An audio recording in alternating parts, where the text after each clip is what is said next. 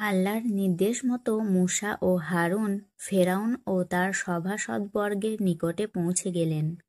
অতঃপর মূসা ফেরাউনকে বললেন, হে ফেরাউন, আমি বিশ্বপ্রভুর পক্ষ হতে প্রেরিত রাসূল। আল্লাহর পক্ষ থেকে যে সত্য এসেছে তার ব্যতিক্রম কিছু না বলার ব্যাপারে আমি দৃঢ় চিত্ত। আমি তোমাদের নিকটে তোমাদের পালনকর্তার নিদর্শন নিয়ে আগমন করেছি। অতএব তুমি বনী ইসরাইলগণকে আমার সাথে পাঠিয়ে দাও। মূসার এ দাবি থেকে বোঝা যায় যে ওই সময় বনী ইসরায়েলের উপর ফেরাউনের ও তার সম্প্রদায়ের জুলুম চরম পর্যায়ে পৌঁছেছিল এবং তাদের সঙ্গে আপোষ বসবাসের কোনো রাস্তা ছিল না। ফলে তিনি তাদেরকে সেখান থেকে বের করে আনতে চাইলেন। তবে এটা নিশ্চিত যে মূসা তখনই বনী ইসরায়েলকে নিয়ে বের হয়ে যাননি। এ বিষয়ে আমরা পরে বিস্তারিত বর্ণনা করব। মূসা ফেরাউনকে বললেন, তুমি বনী ইসরায়েলদের উপর নিপীড়িত করো না। আমরা আল্লাহর নিকট থেকে ওহী লাভ করেছি যে যে ব্যক্তি মিথ্যারোপ করে ও মুখ ফিরিয়ে নেয় তার উপরে আল্লাহর আযাব নেমে আসে। এ কথা শুনে ফেরাউন তাচ্ছিল্যের সঙ্গে বলল, মূসা, তোমার পালনকর্তা কে? মূসা বললেন, আমার পালনকর্তা তিনি যিনি প্রত্যেক বস্তুকে তার যোগ্য আকৃতি দান করেছেন, অতঃপর পথ নিদর্শন করেছেন। ফেরাউন বলল, তাহলে অতীত যুগের লোকেদের অবস্থা কি? মূসা বললেন, তাদের খবর আমার প্রভুর কাছে লিখিত আছে। আমার পালনকর্তা ভ্রান্ত হন না এবং বিস্মৃতও হন না। এ কথা বলার পর মূসা আল্লাহর নিদর্শনসমূহ বর্ণনা শুরু করলেন, যাতে ফেরাউন তার যৌক্তিকতা মেনে নিতে বাধ্য হয়। তিনি বললেন, আমার পালনকর্তা তিনি যিনি তোমাদের জন্য পৃথিবীকে বিছানা স্বরূপ বানিয়েছেন এবং তাতে চলার পথসমূহ তৈরি করেছেন। তিনি আকাশ থেকে বৃষ্টি বর্ষণ করেন এবং তা দ্বারা বিভিন্ন প্রকার উদ্ভিদ উৎপন্ন করেন। তোমরা তা আহার করো ও তোমাদের চতুষ্পদ জন্তুসমূহ ছড়িয়ে থাকে। নিশ্চয়ই এতে বিবেকবানদের জন্য নিদর্শনসমূহ রয়েছে। ফেরাউনের অহংকারী হৃদয়ে মূসার দাওয়াত ও উপদেশবাণী কোনরূপ রেখাপাত করল না, বরং সে পরিষ্কার বলে দিল, তোমার এসব অলীক জাদুমাত্র। আমরা আমাদের পূর্বপুরুষদের মধ্যে এসব কথা শুনিনি। মূসা বললেন, আমার পালনকর্তা সম্যক জানেন কে তার নিকট থেকে হেদায়েত কথা নিয়ে আগমন করেছে এবং কে প্রাপ্ত হবে পরকালের গৃহ। নিশ্চয়ই জালেমরা সফলকাম হবে না। ফেরাউন তার সভাসদগণকে উদ্দেশ্য করে বলল, হে পরিষদবর্গ, আমি ব্যতীত তোমাদের কোনো উপাস্য আছে বলে আমি জানি না। এরপর সে মূসার প্রতিশ্রুতি পরকালে গৃহ দেখার জন্য জনগণকে ধোঁকা দেওয়ার উদ্দেশ্যে তার উজিরকে বলে উঠল, হে হামান, তুমি ইট পোড়াও, অতঃপর আমার জন্য একটি প্রাসাদ নির্মাণ করো, যাতে আমি মূসার উপাস্যকে উঁকি মেরে দেখতে পারি। আমার ধারণা সে একজন মিথ্যাবাদী। এ কথা বলে ফেরাউন ও তার বাহিনী অন্যায়ভাবে অহংকারে ফেটে পড়ল। তারা ধারণা করল যে তারা কখনোই আল্লাহর কাছে প্রত্যাবর্তিত হবে না।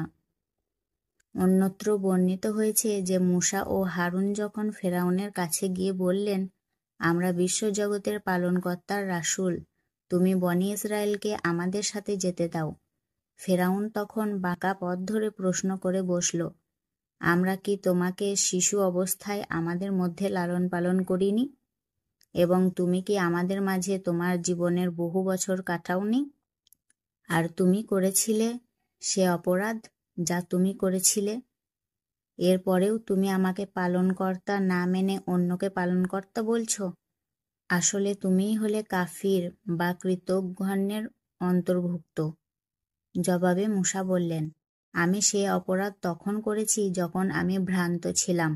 অতঃপর আমি ভীত হয়ে তোমাদের কাছ থেকে পলায়ন করেছিলাম। এরপর আমার পালনকর্তা আমাকে প্রজ্ঞা দান করেছেন ও আমাকে রাসূলগণের অন্তর্ভুক্ত করেছেন। অতঃপর আমার প্রতি তোমার যে অনুগ্রহের কথা বলছ তা এই যে তুমি বনী ইসরায়েলকে গোলাম বানিয়ে রেখেছ। ফেরাউন এ কথার জবাব না দিয়ে আকীদাগত প্রশ্ন তুলে বলল, তোমাদের কথিক বিশ্বজগতের পালনকর্তা আবার কে?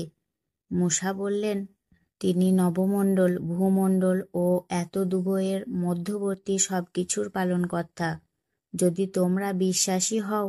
এ জবাব শুনে ফেরাউন তার পরিষদবর্গকে বলল, তোমরা কি শুনছ না? আসলে তোমাদের প্রতি প্রেরিত এ রাসূলটি একটা আস্ত পাগল। অতঃপর ফেরাউন মূসাকে বলল, যদি তুমি আমার পরিবর্তে অন্যকে উপাস্যরূপে গ্রহণ করো, তবে আমি অবশ্যই তোমাকে কারাগারে নিক্ষেপ করব। মূসা বললেন, আমি তোমার কাছে কোনো স্পষ্ট নিদর্শন নিয়ে আগমন করলেও কি তুমি আমাকে কারাগারে নিক্ষেপ করবে? তখন ফেরাউন তাচ্ছিল্য ভরে বলল, হে মূসা, যদি তুমি কোনো নিদর্শন নিয়ে এসে থাকো, তাহলে তা উপস্থিত করো, যদি তুমি সত্যবাদী হয়ে থাকো। মূসা তখন নিজের হাতের লাঠি মাটিতে নিক্ষেপ করলেন, ফলে তৎক্ষণাৎ তা একটা জলজ্যান্ত অজগর সাপে পরিণত হয়ে গেল। তারপর নিজের হাত বের করলেন এবং তা সঙ্গে সঙ্গে দর্শকদের চোখে ধবধবে আলোকোজ্জ্বল দেখাতে লাগল। ইবনে আব্বাস রাদিয়াল্লাহু আনহু থেকে বর্ণিত হাদিসুল ফুতুনে বলা হয়েছে যে বিশাল ওই অজগর সাপটি যখন বিরাট হা করে ফেরাউনের দিকে এগিয়ে গেল, তখন ফেরাউন ভয়ে সিংহাসন থেকে লাফিয়ে মূসার কাছে গিয়ে আশ্রয় চাইল এবং তিনি তাকে আশ্রয় দিলেন। উল্লেখ্য যে মূসার প্রদর্শিত লাঠির মোজেজাটি ছিল অত্যাচারী সম্রাট ও জালেম সম্প্রদায়ের ভয় দেখানোর জন্য। এর দ্বারা তাদের যাবতীয় দুনিয়াবি শক্তিকে চ্যালেঞ্জ ছুড়ে দেওয়া হয়। অতঃপর প্রদীপ্ত হস্ততালুর দ্বিতীয় মোজেজাটি দেখানো হয়, এটা বোঝানোর জন্যে যে তার আনীত এলাহি বিধান মেনে চলার মধ্যে রয়েছে অন্ধকার থেকে আলোর পথের দিশা, যাতে রয়েছে মানুষের সার্বিক জীবনে শান্তি ও কল্যাণের আলোকবর্তিকা।